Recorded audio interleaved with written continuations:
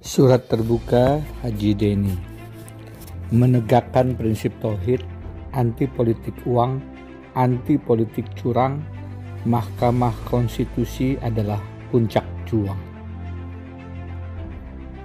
Assalamualaikum warahmatullahi wabarakatuh. Banyak yang menak-nakan ke Ulun perkembangan pemilihan gubernur Kalimantan Selatan. Ketimbang menjawab satu persatu, izinkan Ulun mengirimkan surat terbuka ini kepada pian seberataan. Ulun yakin Haji Difriyadi sepakat dengan isi surat ini, karena semuanya merangkum pikiran-pikiran yang sering kami diskusikan dan perjuangkan. Dalam surat terbuka ini, sekali lagi Ulun menegaskan bahwa yang kita ingin rebut dan pertahankan bukan semata-mata kemenangan di pemilihan gubernur Kalsel. Itu sudah pasti. Kemenangan tentu ingin kita raih. Namun yang lebih penting lagi adalah kita ingin menegaskan cara-cara berpolitik yang religius, yang bermoral, penuh dengan pesan-pesan kebaikan, penuh dengan semangat menegakkan prinsip pemerintahan yang baik, good governance. Karena itu harus melalui penghormatan atas prinsip pemilu yang jujur dan adil, tanpa kecurangan. Berserah diri, menang saja bukan tujuan. Pendopo kecil itu hening. Pertanyaan Habib membuat saya berpikir, apakah pian siap kalah, Prof? Pencoblosan tinggal beberapa hari lagi. Yang selama ini Ulun rawat adalah kesiapan untuk menang. Banyak sahabat yang memberikan dorongan. Yakin aja, menang. Tiba-tiba datang pertanyaan untuk siap kalah. Ulun tertegun beberapa saat dan menjawab, Ulun siap kalah. Ulun berserah hasilnya kepada Allah Subhanahu wa Ta'ala. Menang atau kalah adalah keputusan Allah Ta'ala. Yang pasti Ulun berikhtiar maksimal lesan menang. Habib tersenyum bijak. Bujur sudah, serahkan segalanya kepada Yang Maha Kuasa. Orang yang siap kalah akan lebih siap lagi untuk menang. Yang intinya jua berserah diri. Kita ini bukan siapa-siapa. Sang Maha Penentu adalah Ilahi Rabbi. Luruskan niat, insya Allah segala sesuatunya dimudahkan. Siang itu, di rumah Habib, Ulun mendapatkan pelajaran dan tambahan keyakinan bahwa tujuan pemilihan gubernur ini bukan semata kalah menang. Tujuan dan esensinya lebih jauh dari itu. Meresapi, mempelajari, dan melaksanakan lagi nilai-nilai kebaikan dalam hidup. Bahwa yang baik dan benar harus diperjuangkan dengan cara-cara yang baik pula. Kebaikan tidak akan lahir dari keburukan. Kemenangan memang akan membawa kesenangan, dengan syarat utama jika kemenangan itu diraih tanpa kecurangan. Menang tapi curang akan membawa kemudaratan, kesia-siaan, sama sekali jauh dari kemanfaatan. Menang saja bukanlah tujuan. Menjadi gubernur bukanlah tujuan utama. Awas, jangan salah paham. Tentu Ulun hendak menang dan duduk sebagai gubernur Kalsel. Segala daya upaya Ulun kerahkan. Tulak sebelum subuh, bulik selepas tengah malam. Semuanya adalah bagian dari ikhtiar kesungguhan demi meraih suara rakyat sebanyak mungkin. Tetapi tujuan akhirnya bukanlah semata-mata duduk menjadi gubernur Kalsel. Karena kalau itu tujuan akhirnya, maka Ulun tidak akan pernah bercalon. Atau kalaupun bercalon, Ulun akan menghalalkan segala cara demi mencapai tujuan pamungkas itu. Tujuan utamanya bukan itu. Tujuan akhirnya adalah ibadah, menegakkan nilai-nilai kebenaran, melawan segala jenis kebatilan. Kalau tujuannya semata-mata untuk menang, maka sudah bisa diduga Ulun ngalih bercalon. Pilkada kita sudah terlanjur sangat mahal. Mau menjadi calon gubernur perlu puluhan, bahkan ratusan miliar. Memangnya kamu punya uang berapa? Tanya salah satu pemret berita online.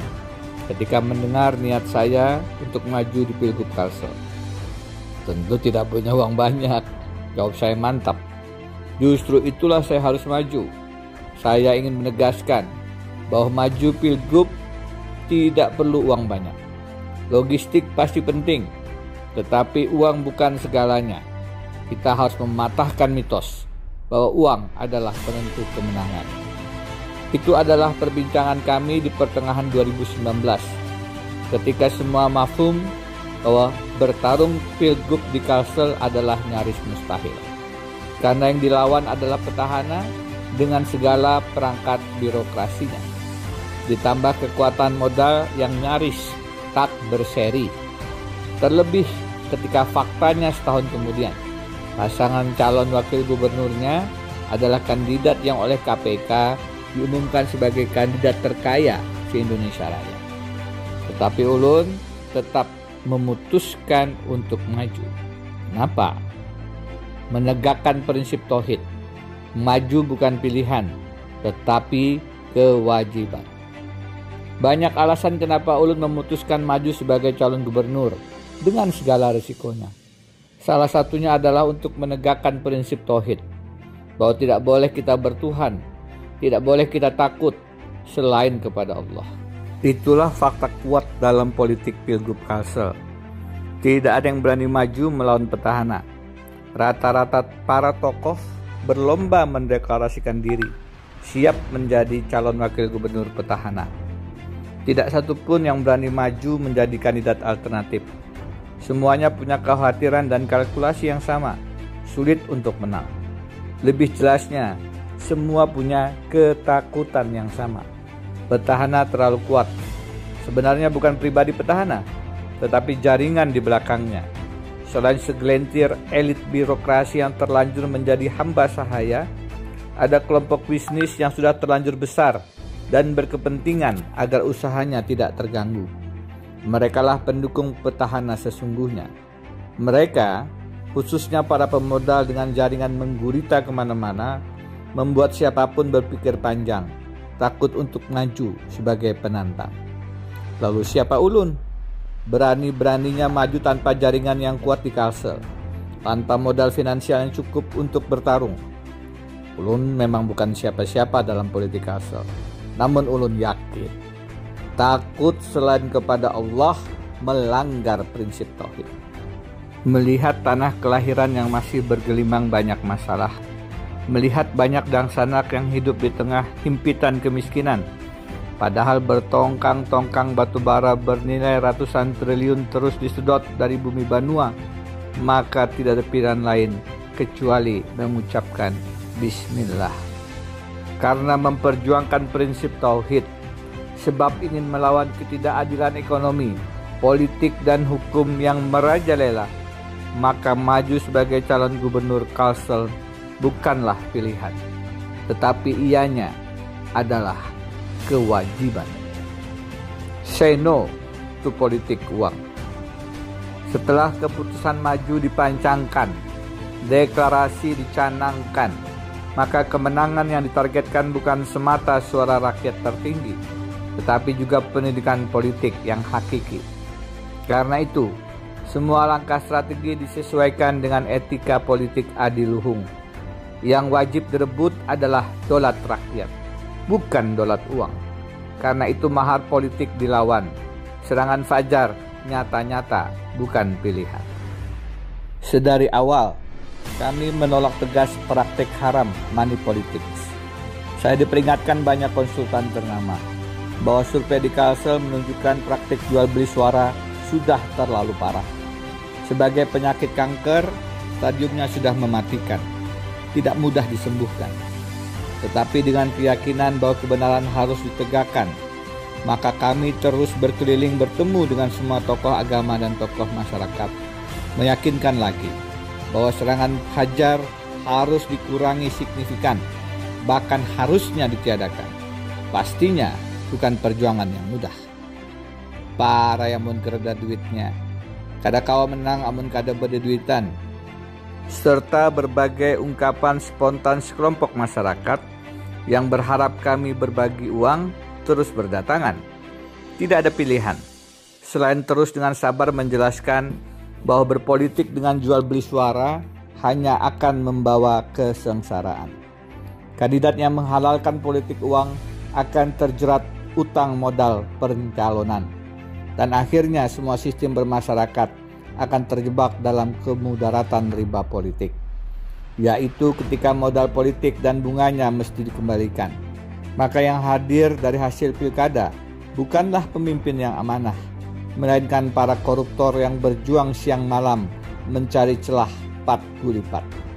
Mereka lelah memutar otak, bukan untuk mensejahterakan rakyat, tetapi mencari cara menilep uang negara.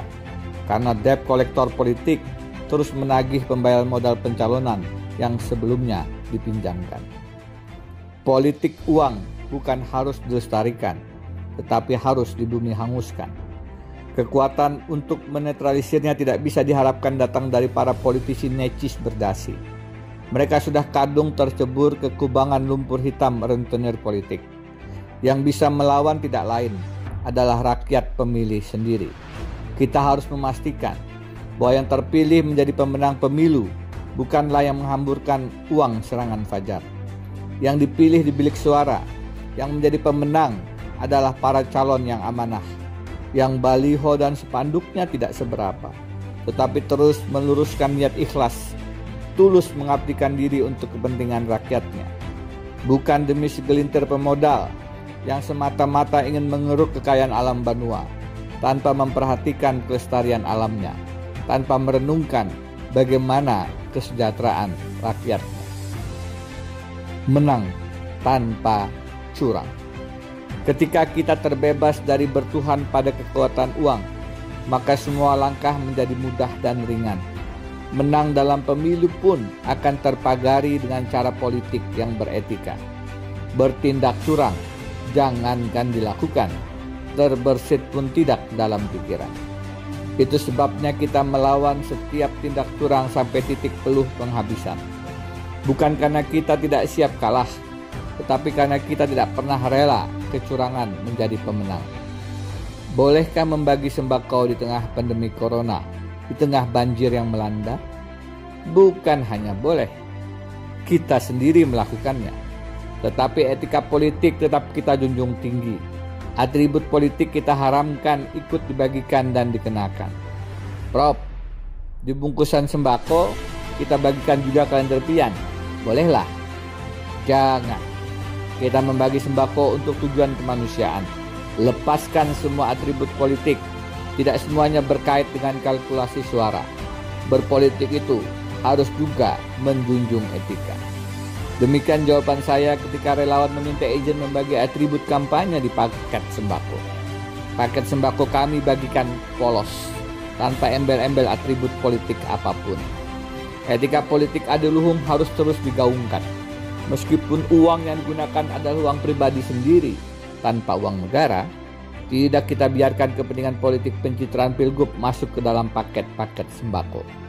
Itu sebabnya kita setuju dengan peringatan keras Ketua KPK, Mendagri, Ketua MPR, Ketua Bawaslu, Komisioner KPU yang melarang cakada calon kepala daerah petahana yang memanfaatkan bansos sembako untuk pencitraan politik dirinya. Itu sebabnya kita terus melaporkan pencitraan diri gubernur petahana ke Bawaslu Kalsel. Meskipun putusannya secara aneh bin ajaib masih jauh dari harapan. Bagi kita, bukan putusan Bawaslu itu yang menjadi tujuan, tetapi pesan moral bahwa bansos COVID-19 tidak boleh disalahgunakan. Paket sembako bertulis Paman Birin, donasi COVID-19, Paman Birin peduli, bergerak, atau tulisan apapun menjadi haram dibagikan ke rakyat pemilih, karena dia adalah bentuk kampanye pencitraan diri gubernur petahana. Bakul purun, kardus, plastik sembako demikian adalah manipulasi bansos COVID-19 menjadi kampanye terselubung gubernur petahana. Terlebih, di dalam paket itu terselip nyata beras dengan stiker gambar, nama, dan tagline bergerak yang secara terang benderang adalah materi kampanye dari gubernur petahana. Itu adalah pelanggaran nyata atas undang-undang pilkada, yang sanksinya diatur jelas adalah pembatalan, alias diskualifikasi sebagai paslon kepala daerah. Nama Paman Birin, gambar diri, dan tagline bergerak adalah 3 item yang secara masif, terstruktur, dan sistematis disebarkan di setiap pelosok Kalsel. 3 materi kampanye itu disebarluaskan melalui paket sembako, spanduk, baliho, tandon air COVID-19, kalender, mobil dinas, bus pariwisata, mobil pengangkut sampah, baju kaos kegiatan Pemda, topi, masker, dan berbagai media lain yang semuanya menunjukkan penggunaan kewenangan, program, kegiatan, pendanaan, serta fasilitas negara yang disalahgunakan untuk kepentingan kampanye gubernur petahana. Kampanye dengan dana dan fasilitas negara itu adalah modus lama petahana yang diulang di Kalsel dan banyak tempat di Indonesia. Modus curang demikian tentu saja harus dihentikan. Kalaupun menang suara misalnya, maka petahana demikian harus dibatalkan pencalonannya. Pada titik inilah penegakan hukum yang adil dan efektif harus menjadi solusi. Mahkamah Konstitusi menjadi harapan untuk keadilan hukum hadir dan bersaksi. Berjuang sampai titik peluh penghabisan.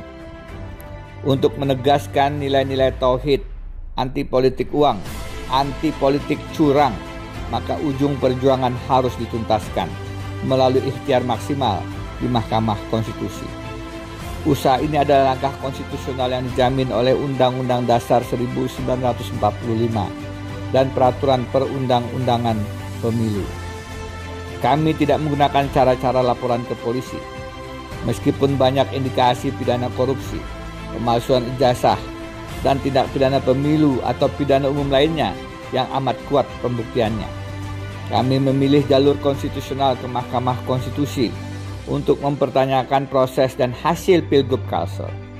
Kami memilih tidak, lebih tepatnya belum menggunakan jalur tindak pidana lainnya tersebut.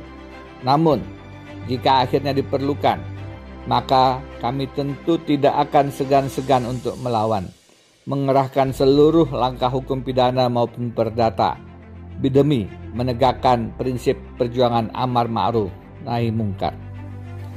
Gerakan dan wacana politik yang merendahkan langkah konstitusional kami ke MK semakin menunjukkan pendidikan politik masih perlu diberikan kepada beberapa oknum elit partai, LSM bayaran, maupun para buzzer rupiah.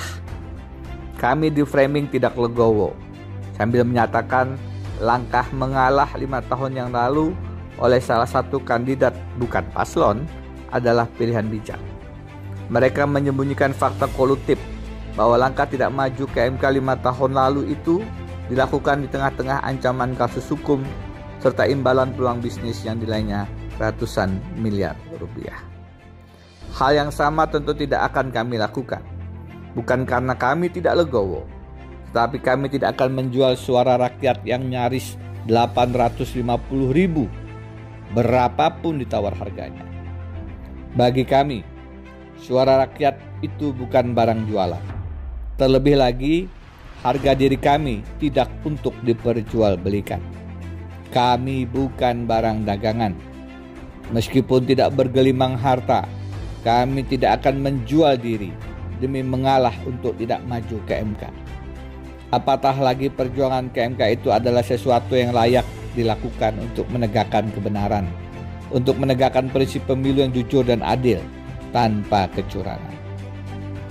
Kepada seluruh rakyat Kalsel, kami minta izin untuk terus melanjutkan perjuangan ini sampai putusan MK yang sifatnya final and binding, terakhir dan mengikat. Setelah putusan MK itu, tidak ada lagi proses hukum dan politik yang tersedia. Apapun putusan MK, itulah yang menjadi penentu akhir siapa yang menjadi gubernur Kalsel periode selanjutnya. Karena itu, kami membawa semua bukti, termasuk saksi-saksi kunci, ke hadapan Majelis Hakim Konstitusi yang mulia. Kami menyerahkan pula bakul purun dan beras dengan gambar dan nama petahana Paman Birin serta tagline bergerak untuk dinilai oleh 9 Dewa Konstitusi bahwa kesemuanya adalah kampanye terselubung yang dilakukan petahana dan jajarannya dengan menyalahgunakan suasana dan dana pandemi serta berlindung di balik tameng bansos Corona-19. Sidang pendahuluan MK baru akan dimulai pada akhir Januari. Sidang utamanya di akhir Februari dan putusannya di pertengahan hingga akhir Maret 2021. Dalam rentang kurang dari 3 bulan ini, proses Pilgub Kalsel masih akan bergulir. Secara resmi, tahapan memang belum selesai. Belum ada pemenang di Pilgub Kalsel. Karena itu semua harus bersabar dan menahan diri. Kami akan terus melakukan penguatan advokasi sidang MK. Bukan hanya dengan menghadirkan bukti dan saksi kunci, tetapi juga dengan menjelaskan argumentasinya ke rakyat Kalsel, termasuk melalui surat terbuka ini. Karena, sekali lagi, yang lebih penting adalah pendidikan politik adiluhung, tanpa politik uang, tanpa politik curang, berlandaskan ketauhidan yang berserah kepada Ilahi Robbi, sebagai dasar perjuangan kita Gasan Banua yang lebih beriman, adil, dan sejahtera. Semoga Allah Subhanahu wa Ta'ala selalu melindungi dan memberikan rahmat-Nya bagi kita seberataan. Wassalamualaikum warahmatullahi wabarakatuh. Sentul, 4 Januari 2021. Hormat ulun Haji Deni Indrayana.